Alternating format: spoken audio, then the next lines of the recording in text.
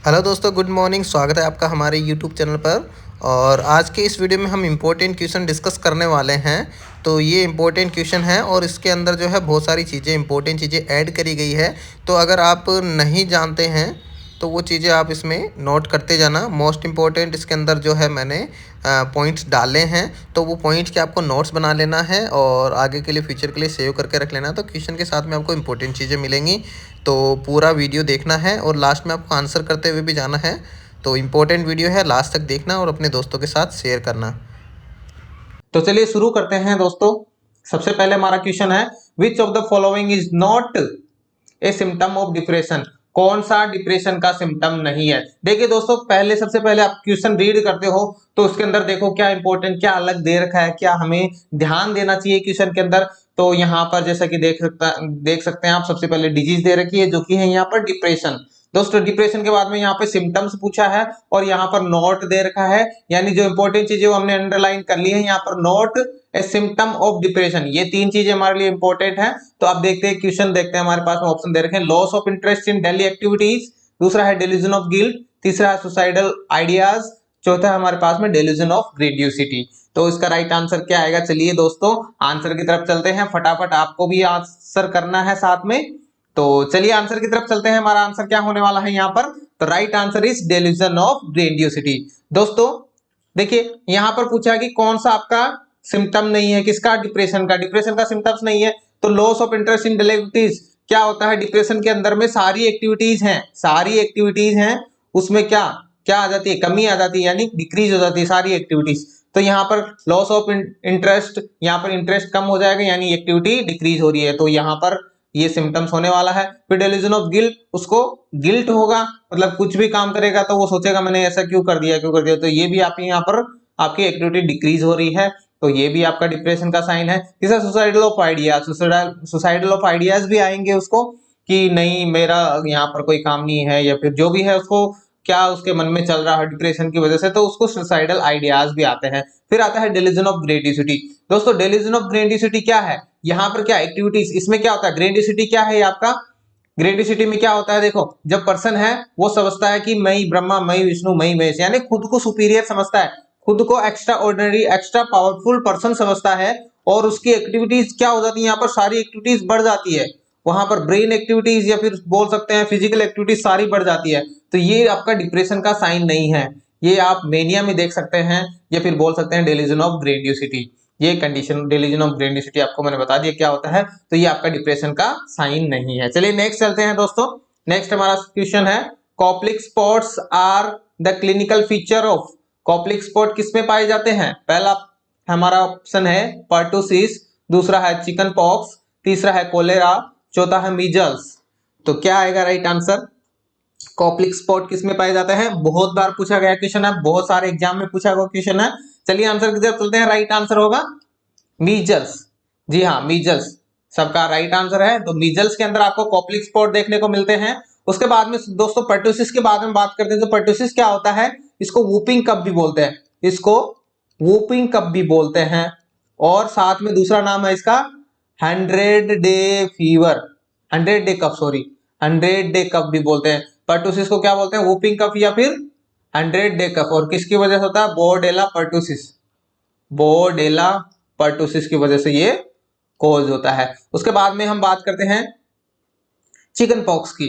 तो chicken pox में क्या होता है दोस्तों, ये चिकन पॉक्स है जो वेरिसेला जोस्टर की वजह से कोज होता है, वेरिसेला जोस्टर। देखिए एक चिकन पॉक्स होता है, एक स्मॉल पॉक्स होता है, दोनों में डिफरेंस आपको पता होना चाहिए, chicken pox and small pox.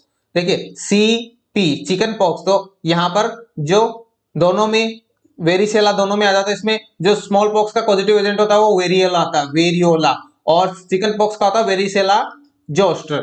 तो वेरियोला यहाँ पर वेरिसेला, तो VC आ रहा है, सी दोनों में कॉमन है, याद रखना दोस्तों, वेरिसेला सी, चिकन पॉक्स में वेरिसेला सी आ रहा है यहाँ पर, तो यहाँ पे याद कर सकते हैं दोनों में, एक का पॉजिटिव एजेंट वेरियोला, एक का वेरिसेला जोस्टर। तो ये आपको दोनों में डिफरेंस पता होना चाहिए, सबसे पहले पॉजिटिव एजेंट का। उसके बाद में बात करते हैं कि रेसेस। दोस्तों जो वेरिसोला, जो चिकन पॉक्स है, चिकन पॉक्स के अंदर जो आपके जो रेसेस हैं वो फीवर के 24 आवर के अंदर अंदर आपको देखने को मिलेंगे, फीवर के 24 आवर के अंदर आपको देखने को मिलेंगे। वहीं पर अगर स्मॉल पॉक्स की बात करें तो फीवर आने के थर्ड डे आपको रेसेस देखने को मिलते हैं। ये दोनों में डिफरेंस होता है। उसके बाद में थोड़ा सा और डिफरेंस बता दूं, देखिए चिकन पॉक्स में क्या होता है, सेंट्रीपीटल होता है।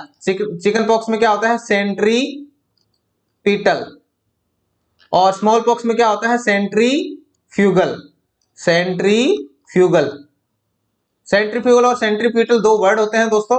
दोनों में क्या डिफरेंस होता है, सेंट्रीपीटल में क्या होता है, देखिए पी से आप याद कर सकते हैं पेट, पी से पेट, यानी सेंटर से स्टार्ट होता है। देखिए दोस्तों यहां पर देख सकते हैं ड्रेसेस ज्यादा है, सेंटर में ज्यादा है, और पेरिफेरली आपको कम देखने को मिले। सेंटर में भी है और फेस पे भी है, उसके बाद में पेरिफेरली आपको बहुत कम देखने को मिलता है। भाई ये आपको देखने को मिलेगा चिकन पॉक्स में। सीपी, यहाँ पे पी है और यहाँ पर पी है पीटल, और यहाँ पर पी है पेट, याद रखना है आपको, ये पी वर्ड से आपको याद रखना है। फिर यहाँ पे है सेंट्रीफ्यूगल। सेंट्रीफ्यूगल आपको स्मॉल पॉक्स में देखने को मिलेगा, जिसमें क्या होता है, जो पेट पे बोल सकते हैं हम कम है और पेरिफेरली आपको ज्यादा देखने। एफ है यहाँ पे फार, यानी पेट से फार, यहाँ पर पेट से हम इसको कर रहे हैं आइडेंटिफाई, तो यहाँ पर देख लेते हैं आप पेट से फार, एफ फॉर फार, मतलब पेट से दूर दूर आपको देखने को मिलेंगे। तो इसमें क्या होता है, पेरिफेरली इसमें ज्यादा देखने को मिलता है, तो इस वजह से इसमें जो सोल और पाम है वो अफेक्टेड रहती है, किसमें, स्मॉल पॉक्स में, और चिकन पॉक्स में सोल और पाम अफेक्टेड नहीं होते हैं। ये इनमें डिफरेंस होता है दोस्तों, बहुत ज्यादा इंपॉर्टेंट है, बहुत सारे एग्जाम में पूछा गया है, आपको पता होना चाहिए। उसके बाद में नेक्स्ट हम देखते हैं, एक और दे रखा है कोलेरा। कोलेरा क्या होता है दोस्तों, कोलेरा आपका विब्रियो कोलेरी की वजह से होता है, विब्रियो कोलेरी की वजह से कोज होता है, और इसकी 3 स्टेज होती है दोस्तों कोलेरा की, stage of evacuation, stage of collapse, stage of recovery. जो स्टेज ऑफ इवैक्यूएशन है उसके अंदर आपको पेनलेस डायरिया देखने को मिलेगा, जो कि राइस वाटरी स्टूल होगा, और जिसकी frequency more than 40 per day रहने वाली है। जो और उसके बाद में इतना सारा डायरिया होने के बाद में दूसरी स्टेज आती है, वो कोलैप्स की आती है। जितना सारा डायरिया हो जाएगा तो वाटर लॉस हो जाएगा, बॉडी के अंदर डिहाइड्रेशन हो जाएगा, और साथ में वॉशर हैंड मैन भी देखने को मिलेगा। वॉशर मैन हैंड, यानी जो वो पानी में हाथ रहने की वजह से बार बार जैसा हाथ हो जाते हैं उसको हम वॉशरमैन हैंड बोलते हैं। डिहाइड्रेशन देखने को मिलेगा, बीपी कम हो जाती है, सारे जो पाल्पिटेशन वगैरह जो साइन सिम्टम्स है वो डिहाइड्रेशन के सारे यहाँ पर देखने को मिलेंगे। उसके बाद में स्टेज ऑफ रिकवरी है। स्टेज ऑफ रिकवरी में आपका जो नॉर्मल वाइटल साइन हो जाते हैं, बीपी बढ़ जाता है, जो मतलब नॉर्मल की तरफ हो जाता है। तो ये सारे 3 स्टेज में कंप्लीट होती है कोलेरा। जो इन सारी चीजों के बारे में जो इंपॉर्टेंट था वो हमने डिस्कस किया। चलो दोस्तों नेक्स्ट क्वेश्चन पे चलते हैं। नेक्स्ट हमारा क्वेश्चन है, inflammation of urinary bladder is termed as. Urinary bladder का इंफ्लेमेशन क्या कहलाएगा? पहला ऑप्शन है सेप्सिस, दूसरा है यूरेथ्राइटिस, तीसरा है ब्लैडर सेप्सिस, और चौथा है सिस्टाइटिस। तो क्या होगा दोस्तों, कमेंट करके बताएं फटाफट, जल्दी से बताएं। Inflammation of urinary bladder, urinary bladder के इंफ्लेमेशन को क्या बोलेंगे? Sepsis, urethritis, bladder sepsis, cystitis. चलिए आंसर की तरफ चलते हैं। तो राइट आंसर यहां पर होने वाला है cystitis. Cystitis is the right answer.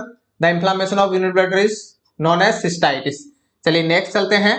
Next हमारा क्वेश्चन है, name of the tissue which is widely and abundantly distributed in human body. कौन सा टिश्यू है जो ह्यूमन बॉडी में वाइडली एंड एबुडेंटली पाया जाता है? पहला ऑप्शन है कनेक्टिव टिश्यू, दूसरा कार्टिलेजिनियस, तीसरा लिम्फ, चौथा मस्कुलर टिश्यू। तो राइट आंसर क्या आएगा, कमेंट करके बता सकते हैं। तो चलिए आंसर की तरफ चलते हैं। Right answer is connective tissue. Connective tissue है जो आपका सबसे ज्यादा पाए जाने वाला टिश्यू है ह्यूमन बॉडी के अंदर। चलिए दोस्तों नेक्स्ट क्वेश्चन की तरफ चलते हैं। नेक्स्ट हमारा क्वेश्चन है, which test will confirm the diagnosis of malignancy. Malignancy का कौन सा कंफर्मेटिव डायग्नोसिस होगा, यानी बोल सकते हैं कैंसर का कंफर्मेटिव डायग्नोसिस क्या होगा? पहला ऑप्शन है सोनोग्राफी, दूसरा बायोप्सी ऑफ ट्यूमर, तीसरा सीटी स्कैन, चौथा एमआरआई। तो क्या आएगा राइट आंसर? दोस्तों आपको सारे आंसर कमेंट करने हैं और लास्ट में अपना स्कोर बताना है, कितना स्कोर आपने गेन किया है। तो जो टोटल आपके क्वेश्चन होंगे उसमें से आपको बताने कितने करेक्ट किए हैं और कितने इनकरेक्ट आपके क्वेश्चन हुए हैं, तो ये आपको जरूर बताना है लास्ट में। तो चलिए आंसर की तरफ चलते हैं। तो राइट आंसर होने वाला है बायोप्सी ऑफ ट्यूमर।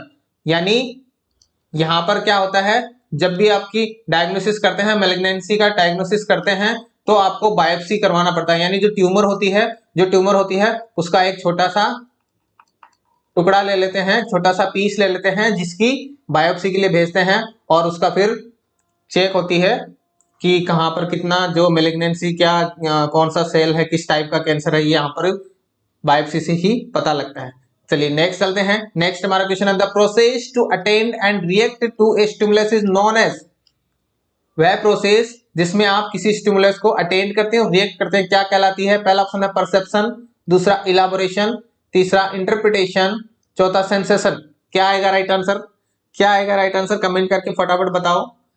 वह प्रोसेस जिसमें स्टिमुलस को अटेंड करना और रिएक्ट करना होता है क्या कहलाता है? Perception, elaboration, interpretation, sensation. चलिए आंसर की तरफ चलते हैं। Right answer is perception. Perception है दोस्तों जैसे कोई भी आपका स्टिमुलस है उसको अटेंड और रिएक्ट करना, यानी जैसे आपकी विजुअल जो परसेप्शन हो गया, ऑल्फैक्टरी हो गया, गस्टेटरी हो गया, ये सारे जो परसेप्शन है जिससे हमें पता चलता है। चलिए नेक्स्ट चलते हैं। नेक्स्ट हमारा क्वेश्चन है the most important tool for community health worker to promote health. कौन सा मोस्ट इंपॉर्टेंट टूल है कम्युनिटी हेल्थ वर्कर की हेल्थ को प्रमोट करने के लिए? पहला ऑप्शन है हेल्थ एजुकेशन, दूसरा है एडमिनिस्ट्रेशन ऑफ ड्रग, तीसरा है एंटीनेटल केयर, चौथा है रेफरल टू हॉस्पिटल। तो क्या आएगा? कम्युनिटी हेल्थ वर्कर के लिए यहाँ पर बात की गई है कि कम्युनिटी हेल्थ वर्कर है उनकी हेल्थ को प्रमोट करने के लिए कौन सा मोस्ट इंपॉर्टेंट टूल होगा? पहला है हेल्थ एजुकेशन, दूसरा एडमिनिस्ट्रेशन ऑफ ड्रग, तीसरा एंटीनेटल केयर, चौथा referral to hospital.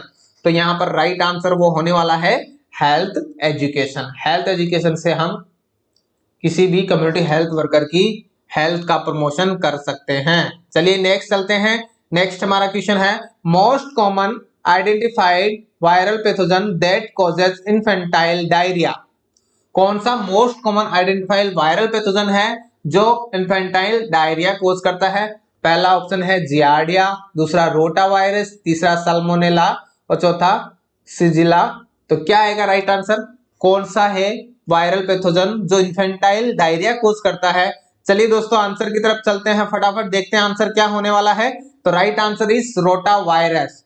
Rota virus है जो आपका इन्फेंटाइल डायरिया कोज करता है, यानी till 1 year most common cause of diarrhoea. Till 1 year viral cause होता है और इसके लिए वैक्सीन लगती है। वैक्सीन लगती है दोस्तों, जो वैक्सीन होती है उसका रूट ओरल होता है, उसका रूट ओरल होता है। एम्स एग्जाम में पूछा गया क्वेश्चन है। और इसकी डोज की बात करें तो 5 ड्रॉप्स होती है इसकी डोज। 5 ड्रॉप्स होती हैं, 5 बूंदे होती हैं जो कि पर ओरल इसका रूट रहता है और 6, 10 और 14 वीक पे ये लगता है। यानी जो वैक्सीन है उसकी डोज है वो 5 ड्रॉप, 6, 10, 14 वीक और रूट है वो ओरल रहने वाला है और टिल 1 ईयर तक ये मोस्ट कॉमन कॉज होता है फॉर इन्फेंटाइल डायरिया। चलिए नेक्स्ट चलते हैं। नेक्स्ट हमारा क्वेश्चन है daily calcium requirement of A lactating mother. Lactating mother की डेली रिक्वायरमेंट ऑफ कैल्शियम कितनी होती है?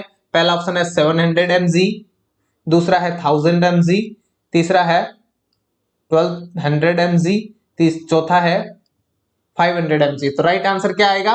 कितनी डोज है जो लैक्टेटिंग मदर है उसके लिए रहने वाली है कैल्शियम की? 700 mg, 1000 mg, 1200 mg या 500 mg। चलिए आंसर की तरफ चलते हैं। तो राइट आंसर क्या होने वाला है? तो राइट आंसर इज 1200 mg। दोस्तों जो requirement daily allowance RD of calcium for lactating mother की बात करें तो 1500 mg रहने वाला है। 1500 mg यहाँ पर रहने वाला है। प्रेग्नेंट मदर की बात करें तो 1000 से 1500 mg रहने वाला है और नॉन लैक्टेटिंग मदर या फिर नॉन प्रेग्नेंट मदर की बात करें तो 500 mg यहाँ पर रहने वाला है। देख लीजिए दोस्तों जो डिफरेंस है वो आपके सामने है। सबसे ज्यादा रिक्वायर्ड होता है वो लैक्टेटिंग मदर के लिए होती है और इसकी जो डोज होती है वो आपकी 1 ग्राम टेबलेट के फॉर्म में आपको मिलती है जो आपकी फर्स्ट ट्राइमेस्टर के बाद में यानी 4 month to 6 month after postpartum, यानी 4 मंथ पहले, यानी प्रेगनेंसी के टाइम 4 मंथ की जब प्रेगनेंसी हो जाती है फर्स्ट ट्राइमेस्टर के बाद में स्टार्ट करते हैं और 6 मंथ पोस्टपार्टम तक लेते हैं। उसमें 500 mg एलिमेंट्रल आयरन होता है जिसकी पर टेबलेट होती है 500 mg पर टेबलेट और ट्वाइस ए डे लेते हैं, ट्वाइस ए डे। यानी दिन में 2 बार ली जाती है। चलो दोस्तों नेक्स्ट चलते हैं। नेक्स्ट हमारा क्वेश्चन है best and easy way to monitor resuscitation in a burn patient is. कौन सा बेस्ट एंड इजी वे होता है रिसस्टिटेशन मॉनिटर करने के लिए एक बर्न पेशेंट का, या फिर बोल सकते हैं सीधी लैंग्वेज में कौन सा बेस्ट एंड इजी वे है बर्न पेशेंट में फ्लूइड को कैलकुलेशन करने के लिए कि सही उसका फ्लूइड जो है उसका सही हुआ है, या फिर बोल सकते हैं कि वह अभी नॉर्मल कंडीशन में है। तो कैसे मॉनिटर करेंगे? Monitor pulse rate, monitoring blood pressure, monitoring urine output, monitoring haematocrit. तो क्या आएगा राइट आंसर? कौन सा बेस्ट वे है रिसस्टिटेशन हुआ या नहीं हुआ बर्न पेशेंट का ये चेक करने के लिए? पहला ऑप्शन है मॉनिटरिंग पल्स रेट, दूसरा मॉनिटरिंग ब्लड प्रेशर, तीसरा मॉनिटरिंग यूरिन आउटपुट, चौथा है मॉनिटरिंग हेमेटोक्रिट। तो राइट आंसर यहां पर होने वाला है मॉनिटरिंग यूरिन आउटपुट।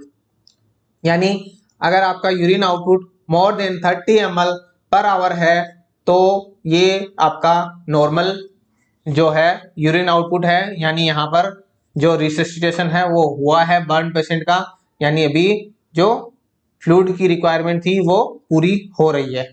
चलिए नेक्स्ट चलते हैं। नेक्स्ट हमारा क्वेश्चन है the normal Apgar score of A newborn is. Normal Apgar score क्या होता है एक न्यूबॉर्न के लिए? पहला ऑप्शन है 4 to 6, दूसरा बिलो 3, तीसरा है 3 to 4 एंड चौथा 7 and above. What will be the right answer?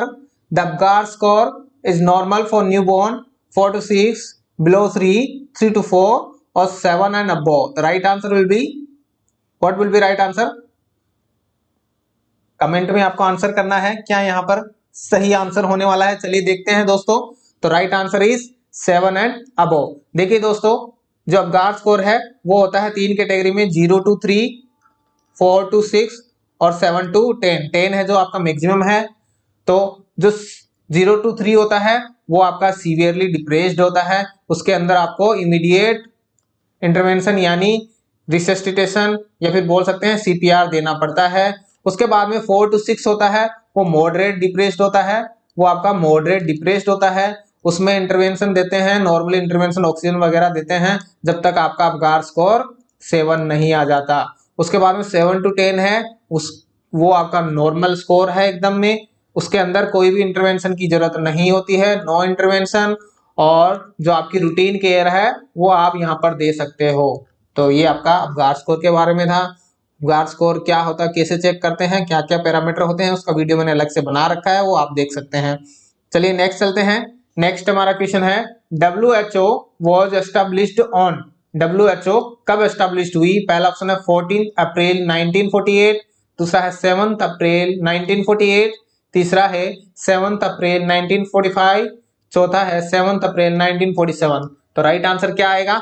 Right answer क्या आएगा चलिए देखते हैं। राइट आंसर विल बी 7 अप्रैल 1948। 7 अप्रैल 1948 को WHO का एस्टेब्लिशमेंट हुआ था। चलिए नेक्स्ट चलते हैं। नेक्स्ट हमारा क्वेश्चन है the normal diameter of RBC.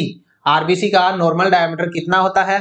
पहला ऑप्शन है 7 से 8 म्यूएम, दूसरा है 6 से 7 म्यूएम और तीसरा है 8 से 9 म्यूएम और चौथा ऑप्शन है 9 से 10 म्यूएम। तो राइट आंसर क्या आएगा? राइट आंसर क्या आएगा चलिए देखते हैं राइट आंसर। तो राइट आंसर इज 7 to 8 म्यूएम। जो आरबीसी है जब मेच्योरेशन होता है, जो इमेच्योर आरबीसी होती है उसका डायमीटर ज्यादा होता है, जो मैच्योर आरबीसी होती है उसका डायमीटर फिर कम हो जाता है, जो कि 7.2 म्यूएम होता है। अगर नॉर्मली हम बात करें तो 7.2 म्यूएम is the normal diameter of RBC. चलिए नेक्स्ट चलते हैं। नेक्स्ट हमारा क्वेश्चन है what is the superficial layer of skin called. Superficial layer of skin को क्या कहते हैं? पहला ऑप्शन है सीबेशियस स्किन, दूसरा है एपिडर्मिस, तीसरा है डर्मिस, चौथा है हेयर। तो क्या आएगा राइट आंसर? कौन सी स्किन की सुपरफिशियल लेयर है? चलिए देखते हैं, फटाफट कमेंट कीजिए आंसर। आंसर की तरफ चलते हैं। लास्ट में आपको अपना स्कोर जरूर बताना है कि आपने कितने अटेम्प्ट किए हैं और कितने आपने राइट आंसर किए हैं। चलिए चलते हैं आंसर की तरफ। तो right answer is epidermis. Epidermis is the superficial layer of the skin. अगर मेनली बात करें तो स्किन की 3 लेयर होती है। सबसे पहले होती है एपिडर्मिस, फिर होती है डर्मिस और फिर होती है सबक्यूट। ये 3 मोस्ट लेयर होती हैं। तो सुपरफिशियल की बात करें तो होती है एपिडर्मिस। चलिए नेक्स्ट चलते हैं। नेक्स्ट हमारा क्वेश्चन है the length of fallopian tube ranges from. जो फेलोपियन ट्यूब की लेंथ है वो कितनी होती है? पहला ऑप्शन है 22 से 27 सेंटीमीटर, दूसरा है 7 से 12 सेंटीमीटर और तीसरा है 28 से 31 सेंटीमीटर और चौथा है 2 से 7 सेंटीमीटर। तो कितनी होती है फेलोपियन ट्यूब की लेंथ? कमेंट करके बता सकते हैं, फटाफट कमेंट कीजिए। The length of fallopian tube कितनी होती है? 22 से 27, 7 से 12, 28 से 31 या फिर 2 से 7 सेंटीमीटर। चलिए आंसर की तरफ चलते हैं, देखते हैं क्या होगा राइट आंसर। तो राइट आंसर इज 7 से 12 सेंटीमीटर। दोस्तों आपकी 10 सेंटीमीटर तक आप नॉर्मल रेंज वो बोल सकते हैं 10 सेंटीमीटर की होती है, जिसमें इन्फंडिबुलम जो आपका स्टार्टिंग पार्ट होता है जो 1.25 सेंटीमीटर का होता है, फिर जो एम्पोला होता है सबसे बड़ा पार्ट होता है जो आपका 5 सेंटीमीटर का होता है, फिर इस्टमस होता है वो आपका 2.5 सेंटीमीटर का होता है और इन्फंडिबुलम जो होता है वो आपका इंटरस्टिशियम जो आपका या फिर इंट्राम्यूरल भी बोलते हैं इंटरस्टिशियम या फिर इंट्राम्यूरल जो कि 1.25 सेंटीमीटर का होता है। तो ये इस तरह से आपके 10 सेंटीमीटर इसकी लेंथ होती है। चलिए नेक्स्ट चलते हैं। नेक्स्ट हमारा क्वेश्चन है the patient who refuses to eat stating that his food is poison is a typical example of. एक पेशेंट है वो खाना खाने से मना कर रहा है और कह रहा है कि फूड इज पॉइजन। तो किसका एग्जाम्पल होगा ये? पहला ऑप्शन है सुसाइडल आइडिएशन, दूसरा है डेल्यूजन, तीसरा है नेगेटिविज्म और चौथा है हेलुसिनेशन। पेशेंट है वो मना कर रहा है खाना खाने से और वो बोल रहा है इसके अंदर जहर है। तो क्या होगा राइट आंसर? क्या होगा? Suicidal ideation, delusion, negativism, hallucination. AIIMS में आया हुआ एग्जाम में क्वेश्चन है। चलिए चलते हैं आंसर की तरफ। क्या होगा राइट आंसर? तो राइट आंसर इज डेल्यूजन। उसको डेल्यूजन की बात करें तो delusion of persecution, delusion of persecution. उसको शक है कि उसको मारना चाहते हैं उसके रिलेटिव, उसके फैमिली मेंबर, उसके फ्रेंड्स जो उसको मारना चाहते हैं जहर देके खाने में। तो ऐसा डेल्यूजन में आपको देखने को मिलेगा। तो इसी कंडीशन में पेशेंट रिफ्यूज करेगा खाना खाने से और वो बोलेगा कि फूड में पॉइजन है। चलिए नेक्स्ट चलते हैं। नेक्स्ट हमारा क्वेश्चन है which is not use in lithotripsy procedure.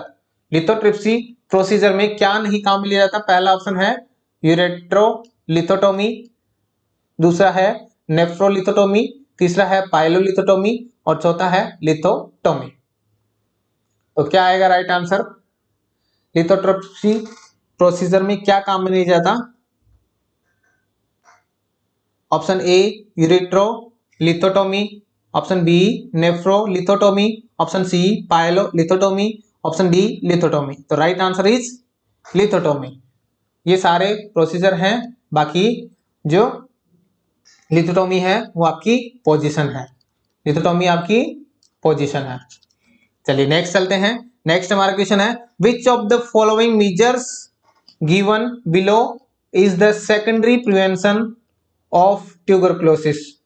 कौन से मेजर्स हैं वो आपके सेकेंडरी प्रिवेंशन है ट्यूबरक्लोसिस के? पहला ऑप्शन है बीसीजी वैक्सीनेशन, दूसरा है डॉट्स ट्रीटमेंट और तीसरा है एक्सडीआर ट्यूबरक्लोसिस और चौथा है एमडीआर ट्यूबरक्लोसिस। तो राइट आंसर क्या आएगा? कौन सा सेकेंडरी प्रिवेंशन के अंदर आएगा? चलिए चलते हैं आंसर की तरफ। तो right answer is dots treatment. जो डॉट्स ट्रीटमेंट है वो आपका सेकेंडरी प्रिवेंशन के अंदर आएगा। बीसीजी आपका प्राइमरी में आता है, वैक्सीनेशन सारे वैक्सीनेशन आपके प्राइमरी में आएंगे। चलिए नेक्स्ट चलते हैं। नेक्स्ट हमारा क्वेश्चन क्या होने वाला है विच टीबी इज मोर इन्फेक्शियस। कौन सी टीबी सबसे ज्यादा इन्फेक्शियस होती है? पहला ऑप्शन है मेनिंजियल टीबी, दूसरा इंटेस्टाइनल टीबी, तीसरा पल्मोनरी टीबी, चौथा है स्पाइनल टीबी। तो राइट आंसर क्या आएगा? कौन सी टीबी है जो सबसे ज्यादा इन्फेक्शियस होती है?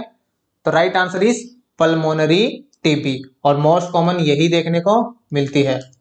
जो पल्मोनरी टीबी है वो सबसे ज्यादा इन्फेक्शियस होती है। चलिए नेक्स्ट चलते हैं। ये हमारा लास्ट क्वेश्चन है आज के वीडियो का। नेक्स्ट और हम बाकी के क्वेश्चन नेक्स्ट वीडियो में लाएंगे, तो हमारे साथ में बने रहिए और आपको स्कोर जरूर बताना है। तो चलिए क्वेश्चन देखते हैं।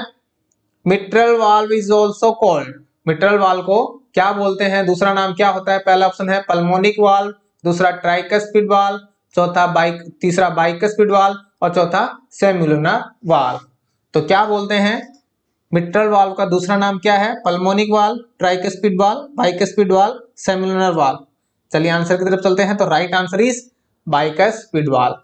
देखिए दोस्तों, जो आपका लेफ्ट एट्रियोवेंट्रिकुलर के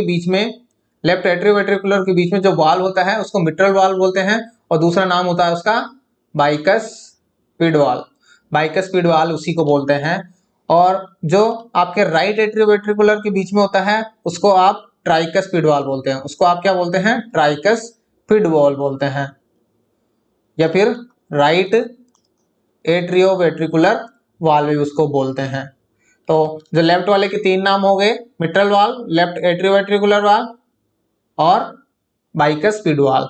और वहीं यहां पर देखिए एक अरोटा का वाल्व होता है, एक अरोटा का वाल्व होता है, और यहां पर एक आपका जो पल्मोनरी आर्टरी का वाल्व होता है। यहां पर आप देख सकते हैं पल्मोनरी आर्टरी का वाल्व होता है जिसको आप पल्मोनिक वाल्व बोलते हो। ये दोनों आपके सेमिलुनर वाल्व होते हैं। एक इधर आपका आरोटिक वाल्व होता है जो आपका लेफ्ट वेंट्रिकुलर में होता है, और राइट वेंट्रिकुलर में आपका पल्मोनिक वाल्व होता है, जो कि दोनों आपके सेमिलुनर वाल्व के नाम है। एक आपका पल्मोनिक वाल्व और दूसरा आरोटिक वाल्व। तो ये थे हमारे 20 MCQ नॉर्थ सेट एग्जाम के लिए इंपॉर्टेंट। बाकी और भी हम बहुत सारे इंपॉर्टेंट क्वेश्चन लेके आएंगे, और इसी तरह से आपको वीडियो के अंदर बहुत ज़्यादा कंटेंट, छोटे से वीडियो के अंदर बहुत ज़्यादा कंटेंट आपके लिए लेके आएंगे। तो उसके लिए बने रहिए हमारे साथ में। मिलते हैं दोस्तों नेक्स्ट वीडियो में, और आपको कमेंट जरूर करना है कि आपको वीडियो कैसा लगा, ताकि हम मोटिवेट हों तो आपके लिए नेक्स्ट वीडियो जल्दी से जल्दी लेके आएँ। तो थैंक यू दोस्तों, मिलते हैं नेक्स्ट वीडियो में, तब तक राधे राधे।